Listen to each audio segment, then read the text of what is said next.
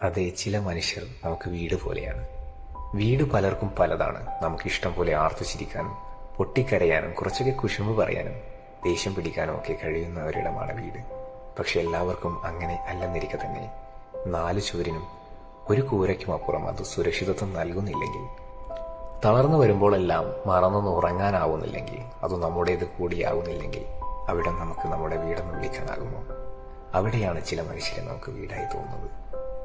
അവരുടെ മുന്നിലെത്തുമ്പോൾ മാത്രം അഴിച്ചു വെക്കപ്പെടുന്ന ചില വേഷങ്ങൾ, അവരോട് മാത്രം തുറക്കുന്ന ചില വേദനകൾ, ഇങ്ങലുകൾ, മറ്റെങ്ങും പങ്കുവെക്കാനാകാത്ത ചില സ്വപ്നങ്ങൾ, സ്വകാര്യങ്ങൾ, അങ്ങനെ എന്തും കേട്ടിരിക്കുന്ന, നമുക്ക് കൂട്ടിരിക്കുന്ന മനുഷ്യരെക്കുറിച്ച് പറയുന്ന ഈ വേളയിൽ പലരും നിങ്ങളുടെ മനസ്സിലൂടെ കടന്നുപോയിരിക്കാം. വീടാകുന്ന മനുഷ്യരൊക്കെയും സ്നേഹമാണ്. എപ്പോഴും ഓടിച്ചെല്ലാൻ മാത്രമല്ല, മറ്റുള്ളവർക്ക് ഓടി വരാനുള്ള മനുഷ്യൻ കൂടിയാകട്ടെ നമ്മൾ.